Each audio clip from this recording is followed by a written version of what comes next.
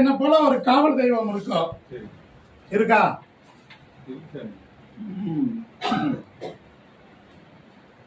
இப்ப தொழிலை பத்தி பேசவா, உன் பிள்ளைக்காக பேசவா?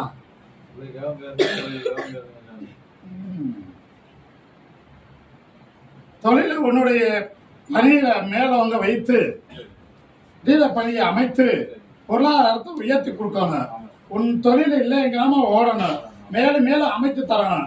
அப்படி அமைத்து கொடுத்த மாற்றத்தை ஏற்படுத்திதான் உன் ஆயுள் உள்ளவரை என்னை மறக்க மாட்டேன். இது சத்தியம். முக்காலும் சத்தியமா நானும் கூட இருப்பேன். சரியா? வைகாசிக்குள்ள கட்டடத்தை அமைத்து தருகிறேன். ஆடியின் திருவிழாவுக்குள்ள 3 கட்டிடம் உனக்கு அமையி, அதுக்கு மேலையும் அமைத்து தருவேன், பூர்ணமாக்கி தருவேன். அதுக்கு நீ எடுத்து செய்யக்கூடிய பாக்கியத்தையே, அதுக்கு ஆளையே பொருளையே வெற்றிகரமா அமைச்சு தருகிறேன். உனக்கு சாதகமா இருக்கும்படி அமைச்சு கொடுக்கிறது சத்தியம். சரியா?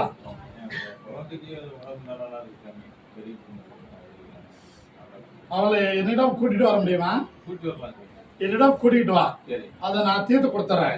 அது இயல்பா இருக்குது, வேற ஒன்று இல்ல. அது மாத கணக்கா வாட்டி வளர்க்குது, அதை நான் தீர்த்து கொடுத்துறேன், ஜெயித்து கொடுத்துறேன். கவலைப்பட வேண்டாம். உன்னுடைய மகன் வாழ்க்கை அவனே முடிவு எடுத்திருப்பேன். அமைச்சுக்கிட்டானா இல்லையா? அதே அமைச்சு வச்சிடலாமா?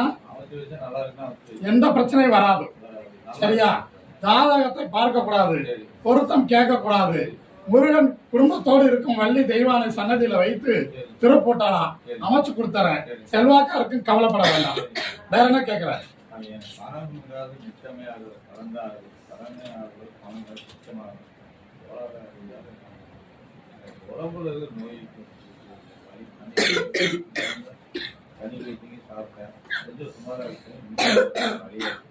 கலசி தர்றான்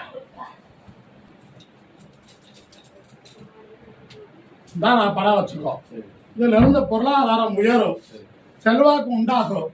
இந்த கனியை தொழிலுக்காக வைத்துக்கோ. நீ தொழிலுக்கு போய் அந்த கனியை எடுத்து வலது பக்கத்துல வைத்துக்கிட்டு கருத்தாவி கூட வாண்டு கூப்பிட்டு போ. வெற்றி ஆகும், ஜெயித்து கொடுத்துறேன். சரியா வச்சுக்கோ.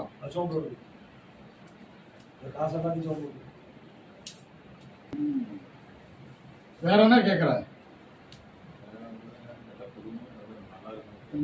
இந்த விபூதியை கொண்டு போய் இதுல மஞ்சத்தூள் போட்டு இந்த விபூதி கொஞ்சம் எடுத்து போட்டு தண்ணியில 5 நாளைக்கு குடிக்கணும். இந்த பழத்தை நாளைக்கு 2 அரிஞ்சு பாதி தேய்ச்சி குடிச்சிட்டு குளிர்ந்து சாப்பிடலாம்.